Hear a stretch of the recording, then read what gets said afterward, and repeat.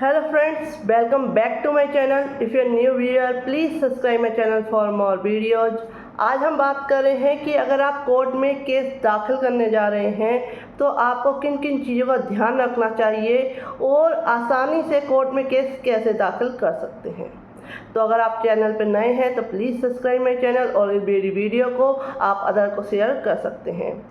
तो स्टार्ट करते हैं आज की वीडियो और समझते हैं कि जब भी आप कोर्ट में किसी भी मामले से, चाहे वो प्रॉपर्टी से रिलेटेड विवाद है या किसी अदर इशू से रिलेटेड विवाद है, उसको कोर्ट में दाखिल करने के लिए सबसे पहले आपको एक वकील को चुनना होता है। वकील, जो सही वकील अगर आप चुन लेते हैं, उसके बाद है कि वह कोर्ट के प्रोसीजर के हिसाब से कोर्ट में केस दाखिल करता है। और अगर आप खुद वकील नहीं कर रहे हैं और खुद खुद केस लड़ना चाहते हैं तो आपको बहुत सारी चीज़ों को याद रखना पड़ेगा, बहुत सारे प्रोसेस को याद रखना पड़ेगा। तो अगर आप वकील के थ्रू कर रहे हैं तो वकील जो है वह सबसे पहले क्या करेगा, एक जो है दस्तावेज ड्राफ्ट जो है तैयार करेगा और ड्राफ्टिंग करेगा उस केस की। और सबसे पहले क्या है, अगर कोई केस है, सबसे पहले लीगल नोटिस देगा उस पार्टी को, अपोजिट पार्टी को, जो कि आपके अगेंस्ट है। नेक्स्ट जो है, अगर उस लीगल नोटिस का जवाब अगर दूसरी पार्टी आपको रिप्लाई कर देती है तो उस केस में अगर रिप्लाई आ जाता है तो सेकंड नोटिस, अदरवाइज आप केस कोर्ट में सीधा दाखिल कर सकते हैं। तो कोर्ट में सीधा केस दाखिल करने के बाद क्या है, प्लेंट जो है तैयार किया जाता है। प्लेंट जो कि उस केस का आधार होता है, और अगर लीगल नोटिस दिया जा चुका है तो वह जो लीगल नोटिस में बातें कही जाती है उनको ध्यान में रखते हुए प्लेंट जो है तैयार किया जाता है, यानी कि वाद पत्र तैयार किया जाता है, जिसमें प्लीडिंग्स होती है आपके द्वारा कही हुई कि आपने जो प्लीडिंग्स उसमें लिखनी है, उस वाद पत्र में आप प्लीडिंग्स लिखेंगे। और जो फैक्ट्स उस केस से रिलेटेड है डेट वाइज, यानी कि जिस डेट से वो विवाद शुरू हुआ, वो इशू पैदा हुआ, उस डेट को क्या है रिमेंबर रखते हुए, ध्यान में रखते हुए उसको उस केस में सबमिट करते हुए, क्योंकि अगर आप फैक्ट्स के थ्रू बातें रखते हैं, अगर आप डेट वाइज अगर कोई बात करते हैं, उस केस में आपका केस जो है मजबूत होता है।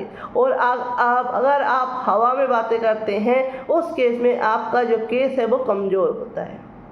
तो आपने क्या करना है, डेट वाइज क्या है प्लान तैयार करवाना है। वकील जो है उस प्लान को तैयार करेगा, साथ में उसमें जो है वेरिफिकेशन की जाती है कि वकील के द्वारा जो बातें हैं वो सही है और आपने जो बातें आपने उस प्लान को पढ़ा है, समझा है, उसके बाद आपके सिग्नेचर होते हैं।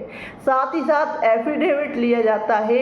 एफिडेविट में भी कि आपने जो प्लान दाखिल किया है वो आपकी नॉलेज में सही है, आप इसको क्या है शपथ पत्र के द्वारा क्या है सेटिस्फाइड करते हैं कि हाँ मैंने जो कहा है वह सत्य है।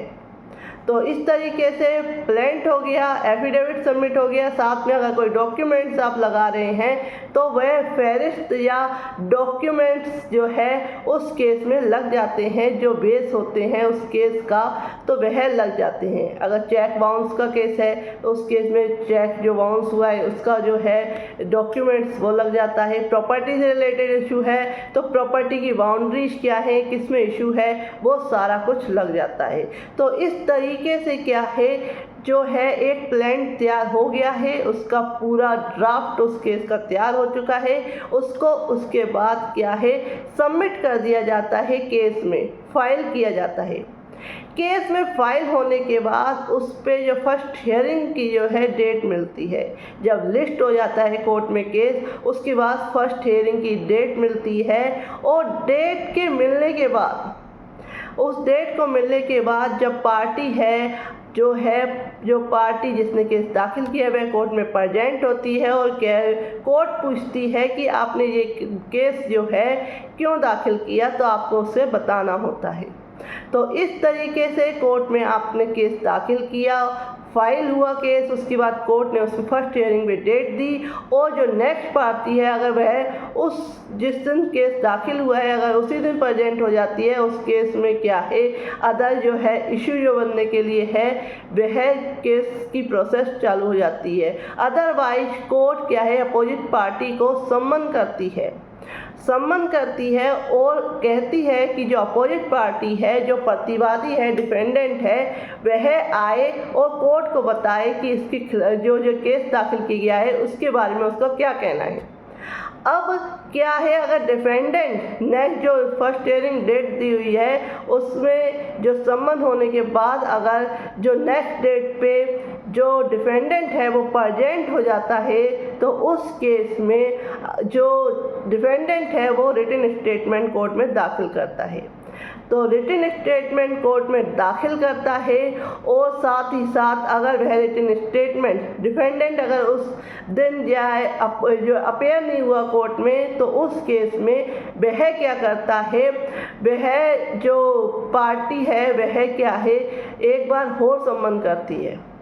उसके बाद भी अगर फर्स्ट टाइम सम्मन हुआ उसके बाद अगर रिसीव नहीं हुए डिफेंडेंट के थ्रू, सेकंड टाइम सम्मन हुआ उसके बाद भी अगर रिसीव नहीं करे, डिफेंडेंट ने जानबूझ के नहीं किए या वह जो पता है उसका जो एड्रेस है वो करेक्ट नहीं है, तो उस केस में लास्ट टू लास्ट जो है कोर्ट क्या है 90 डेज का टाइम पीरियड देती है, और अगर सम्मन हो जाता है और डिफेंडेंट कोर्ट में पेश हो जाता है तो उस केस में उसे 30 डेज में रिटन स्टेटमेंट दाखिल करना होता है। और रिटन स्टेटमेंट अगर वह 30 डेज में नहीं कर सकता तो वह उसे समय को बढ़ा के 90 दिन 60 से 90 दिन जो है 7 दिन या 60 दिन या 90 दिन तक करा सकता है। इससे ज़्यादा का चांसेस जो है नहीं मिलते हैं। और इसके बाद भी अगर डिफेंडेंट अगर रिटन स्टेटमेंट कोर्ट में नहीं दाखिल कर पाया तो उस केस में उसके अगेंस्ट जो है एक्स पार्टी डिग्री हो जाती है, एक पक्षीय निर्णय कोर्ट के द्वारा कर दिया जाता है। अगर सम्मन जो है इशू ही नहीं हो पाए हैं उस केस में जो है कोई न्यूज़पेपर है उसमें क्या है प्रकाशित कर दिया जाता है, उसमें न्यूज़ दे दी जाती है कि इस व्यक्ति के खिलाफ इस समय सम्मन हुआ है, जो नॉर्मल डेली न्यूज़पेपर होता है उसमें। अगर उसके बाद भी अगर डिफेंडेंट कोर्ट में नहीं आता है तो उसके जितने भी राइट्स हैं अपने डिफेंस को रखने के वो ख़त्म हो जाते हैं, और जो पार्टी जिसने केस दाखिल किया है उसके पक्ष में निर्णय हो जाता है। तो इस तरीके से जो कोर्ट की प्रोसेस है वो चलती है। तो सबसे जो महत्वपूर्ण बात है वह आपका प्लेंट है कि आपका वाद पत्र जो है प्लेंट जो है वो कितना पावरफुल है, आपने जो ड्राफ्टिंग का जो उसमें बातें लिखी हैं वो कितनी यानी कि तथ्य फैक्ट्स को देखते हुए लिखी हैं। तो इस तरीके से जो है केस कोर्ट में दाखिल कर दिया जाता है और इस तरीके से जजमेंट होता है। और अगर डिफेंडेंट जो है वह अगर कंटिन्यू रहता है, वह केस की तारीखों पे आता है, अपना डिफेंस रख देता है, उसके बाद इशू निर्धारित होते हैं। इशू निर्धारित होने के बाद क्या है कोर्ट उस इशू के अकॉर्डिंग आगे की प्रोसेस चलाती है। उसके बाद बहस करके जो है जजमेंट होता है, जजमेंट होने के बाद एक फाइनल डिक्री बनाई जाती है। इस तरीके से पूरा केस चलता है। तो ये सारा कुछ होता है। तो जो केस अगर नया दाखिल कर रहे हैं तो उन्हें एक बार ये वीडियो देख लेनी चाहिए, क्योंकि ये प्रोसेस जो है वो कोर्ट की ये प्रोसेस है। इस तरीके से कोई केस जो है दाखिल किया जाता है। लेकिन जो थोड़े बहुत चेंजेस आते हैं हर केस को दाखिल करने में, लेकिन जो मेन प्रोसेस है वो यही रहता है सिविल केसेस में। क्रिमिनल केसेस की थोड़ी अलग प्रोसेस है, उसमें FIR वगैरह, प्रथम सूचना रिपोर्ट, तो इस तरीके से थोड़ी चेंजेस आते हैं। लेकिन सिविल केस दाखिल करने की जो प्रोसेसिंग है वो ये है। तो फ्रेंड, अगर आपको मेरी वीडियो पसंद आई हो, if you like my video please like share and subscribe my channel. Thank you for watching this video.